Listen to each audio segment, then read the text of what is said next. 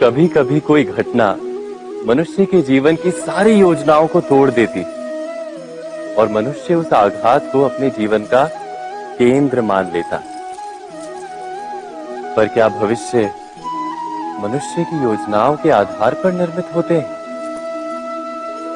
नहीं।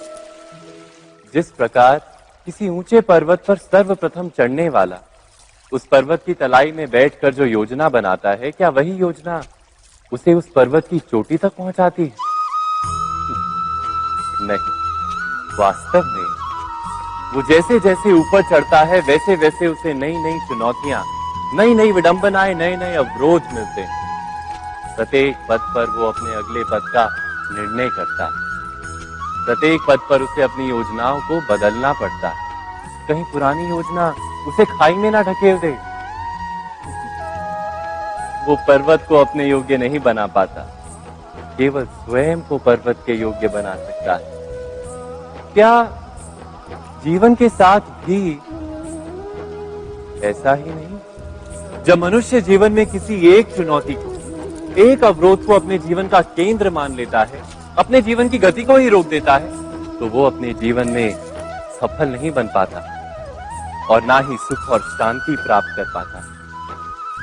अर्थात जीवन को अपने योग्य बनाने के बदले स्वयं अपने को जीवन के योग्य बनाना ही सफलता और सुख का एकमात्र मार्ग नहीं?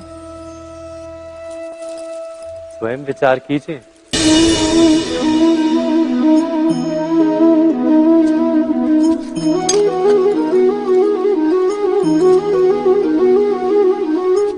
भविष्य का दूसरा नाम है संघर्ष। हृदय में आज इच्छा होती है और यदि पूर्ण नहीं हो पाती तो हृदय भविष्य की योजना बनाता है।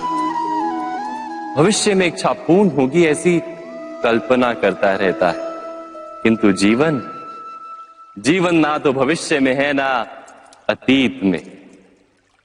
जीवन तो इस क्षण का नाम, अर्थात इस क्षण का अनुभव ही जीवन का अनुभव। पर हम ये जानते हुए भी इतना सा सत्य समझ नहीं पाते।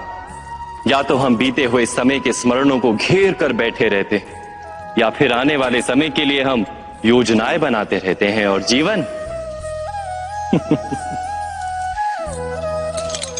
जीवन बीत जाता है। एक सत्य यदि हम हृदय में उतार लें कि ना हम भविष्य देख सकते हैं, ना ही भविष्य निर्मित कर सकते हैं, हम तो केवल धैर्य और साहस के साथ भविष्य को आलिंगन दे सकते हैं, स्वागत कर सकते हैं भविष्य का। तो क्या जीवन का हर पल जीवन से नहीं भर जाएगा? स्वयं विचार कीजिए।